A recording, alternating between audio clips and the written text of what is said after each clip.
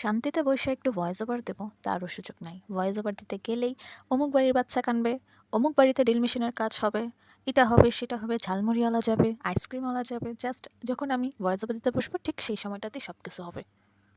তো আজকে কয়েকটা কালার মিক্সিং করব স্টুডেন্টদের কমেন্ট অনুযায়ী, কেননা বিগত কয়েকদিন যাবৎ ধরে স্টুডেন্টরা বলছিল, ম্যাম আপনি আমাদের কমেন্ট অনুযায়ী ভিডিও বানান না, অন্যদেরটা ঠিকই বানান কিন্তু আমরা কমেন্ট করি আমাদেরটাই দেখেন না।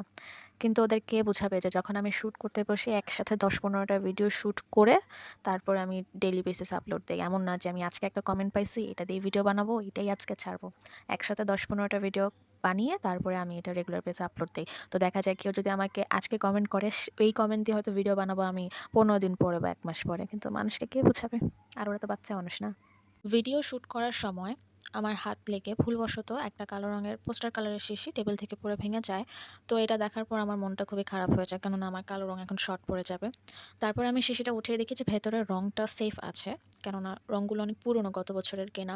তো ভেতরের রঙটা লিকুইড ছিল, বাট এখন এটা হার্ড টেক্সচারে চলে আসছে, তো শক্ত হয়ে গেছে। তো আমি রঙটা চামচ দিয়ে তুলে একটা খালি শিশিতে আমি স্টোর করে রেখেছি, যাতে অন্যান্য সময় ইউজ করতে পারি। এবং এইটার কারণেই শুরুতে যে ফ্ল্যাগগুলো ড্র করা হয়েছে সেখানে অনেক ভুল হয়েছে, ফ্ল্যাগ ড্রয়িংয়ে অনেক ভুল হয়েছে। কিছু ইমোজি হয়তো আমি মিস দিয়ে গিয়েছি, কেননা ওই শিশি যেহেতু ভেঙে গেছে আমার মনটা খারাপ হয়ে গেছে এবং আমার মন বসতেছিল না, জাস্ট লাইক করতে হবে করে রেখে দিচ্ছি। এরপর বাকি কমেন্টগুলো দিয়ে আমি ভিডিও বানিয়ে নিয়েছি কোনো একরকমভাবে। তো গত আমার লং ভিডিওতে একজন কমেন্ট করেছে, চ্যানেলের নাম বা আইডির নাম হয়তো কোরআনিক টাইপের, বাট যে কমেন্ট করেছে তার নাম কুলসুম। তো বলল যে তোমার নেক্সট ভিডিওতে আমার নাম নিও। তো হাই কুলসুম, আশা করি তুমি আমার এই ভিডিওটা দেখবে এবং তোমাকে অনেক ধন্যবাদ। আমি খেয়াল করেছি যে আমার অধিকাংশ ভিডিওতেই গত কয়েকদিনে যেগুলো আপলোড হয়েছে তুমি প্রায় প্রত্যেকটাতেই কমেন্ট করেছো তোমার পছন্দের ইমোজি দিয়ে। হয়তো এই ভিডিওতে তোমার ২টা কমেন্ট দিয়ে ভিডিও বানানো হয়েছে, শুরুতে একটা এবং শেষে হয়তো আরেকটা থাকবে। অসংখ্য ধন্যবাদ এভাবে কমেন্ট করেছি, থ্যাংক ইউ। কথায় আছে ছোট মরিচের ঝাল বেশি। ওরে বাবা রে বাবা, এত পিচি পিচি স্টুডেন্টগুলোর মাথায় এত ভয়ানক আইডিয়া আসে, এত কঠিন কঠিন ইমোজি দিছে বাবা রে বাবা। শুরুতে যে পতাকার ডিজাইনগুলো এবং এখন যে ডিজাইনগুলো আছে এগুলো আঁকতে যে প্যারা। কিছু কিছু পতাকা তো মনে হয় যে আমি ফার্স্ট টাইম দেখছি, আগে দেখিও না। কোন দেশের পতাকা আল্লাহ জানে, খুঁজছে খুঁজছে একদম কঠিনগুলো বাইর করছে।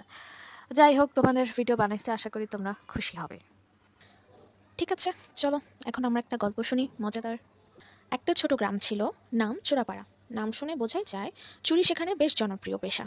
তবে গ্রামের সেরা চোর ছিল গোপাল চোর। গোপালের নীতি ছিল চুরি করব কিন্তু কারো ক্ষতি করব না। অর্থাৎ সে শুধু ধনীদের কাছ থেকে জিনিস চুরি করত, তারপর রাতে গরিবদের দরজায় রেখে দিত। গ্রামের সবাই তাই তাকে গোপাল রবিন হুড বলতো। একদিন গোপাল ঠিক করলো এবার সে গ্রামের চেয়ারম্যানের বাড়িতে ঢুকবে। চেয়ারম্যান খুবই কৃপণ লোক, এমনকি নিজের জন্মদিনে নিজের কেক নিজেই কেটে আবার ফ্রিজে রেখে দিত। রাত ১২টায় গোপাল চুপি চুপি ঢুকলো চেয়ারম্যানের বাড়িতে। হঠাৎ চেয়ারটা কিঞ্চিৎ শব্দ করলো, চি। চেয়ারম্যান জেগে উঠে চিৎকার করে বলল, কে রে? চোর? গোপাল মাথা ঠান্ডা রাখলো, সঙ্গে সঙ্গে উত্তর দিল, না না না চেয়ারম্যান সাহেব, আমি নতুন সিকিউরিটি গার্ড, রাতে বাড়ি ঘুরে দেখি কেউ চুরি করছে কিনা। চেয়ারম্যান চোখ কচকচে বলল, ও তাই নাকি, ভালো কাজ করছো, যেহেতু তুমি বাড়ি পাহারা দিচ্ছিস রান্নাঘরে গিয়ে একটু চা খেয়ে আয়। গোপাল মনে মনে বলল, চা খেলে তো ভালোই, সঙ্গে কুকিজও থাকলে আরও মজা হবে। রান্নাঘরে গিয়ে দেখে একটা বড় কেক রাখা, কেকের পাশে লেখা, happy birthday to me from me.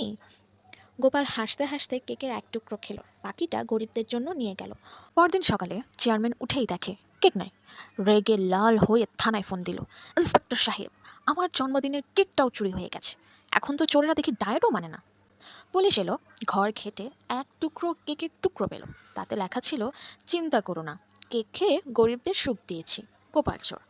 Inspector বলল, এই চোর তো কেকের সাথেই কবিতা লিখে যায়। চেয়ারম্যান হাফ ছেড়ে বলল, এই চোরকে ধরা সহজ না, ও নাকি সিসিটিভিতেও সেলফি তোলে। এরপর রাতে পুরো গ্রাম খবর ছড়ালো, গোপাল চোর চেয়ারম্যানের কেক চুরি করেছে। সব গরিব মানুষ জড়ো হয়ে চেয়ারম্যানের বাড়ির সামনে গেল, হাতে কেকের টুকরো। আর সবাই বলল, ধন্যবাদ চেয়ারম্যান সাহেব, এত মজার কেক আগে খায়নি।